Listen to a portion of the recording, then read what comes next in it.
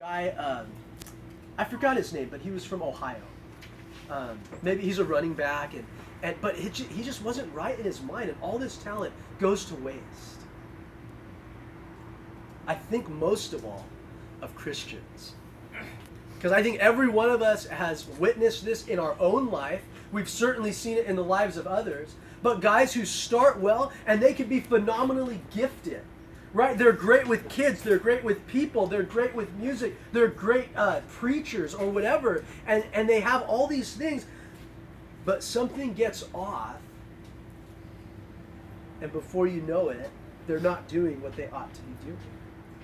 And if you look at 1 Corinthians chapter 9, if you're a note taker, you can just jot this down and read it later. 1 Corinthians 9, verse 24 through 27, Paul the Apostle talks about this fight, this battle that we run, but he talks about it more like a race.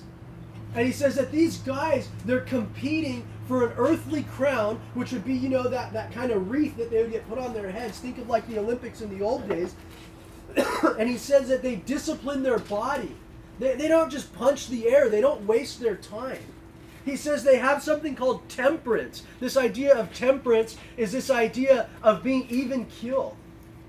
I remember being back in high school. I was one of the few baseball players they allowed to be in the weight room with the football players. And I remember the football coach would get so furious with guys going, "Come on, guys, you got to work." And we started doing these things called drop sets or super sets. Anybody ever do these things? Where you just lift and lift, and so you'd get just the bar and put maybe 2 5-pound weights on it, and he goes, just curl as long as you can, and he goes, and you'll be tempted to stop at 10 or 15 or 20, a round number. He goes, keep pushing. And so we'd keep going and keep going and keep going to the point where you're like barely getting the bar up, and he goes, your body's not done, your mind is done. Keep pushing through it. And it's this idea of training your body to say, no, I'm going to tell my body what it's going to do. And you get to the point that you're just kind of shaking like this, and and it's only like 50 pounds. And he would help you on the end, and you go, now one more. And it's like, one more, come on. And you're just trying to do one more, and he helps you, and one more, what? And you finally, you're just... and all he does is he takes 5 pounds off and goes, now keep going. And so you could do a couple more, and then not more than 3 or 4 later, you're already shaking again. And then he takes those last ones off, and you just have the bar. And it's got to be the funniest picture that just holding the bar, you're like, right? But he says it's your mind that wants to stop. Man, he trained so many quality athletes because he said, push with your mind, not just your body. And I'm going to tell you guys, the Christian life, who's noticed that it's hard? Yeah, it's super hard. It's impossible is what it is. And there are times that we go, I don't want to do this anymore. I don't want to push anymore. I don't want to keep going. This is too difficult. The mind has to be made up. Because Paul would say, we're not just competing for a temporal or temporary crown. We are going towards something that is eternal. And if we're going towards something that's eternal, how much more ought we to work hard? How much more ought we to be committed to the work that God has set in front of us?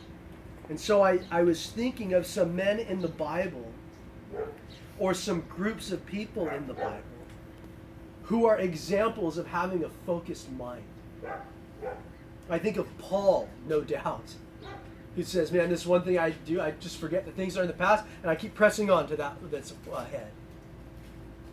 I see Daniel and his friends, obviously. I think of the church of Smyrna there in Revelation, who said, we won't drop not one pinch of incense to the altar of Caesar.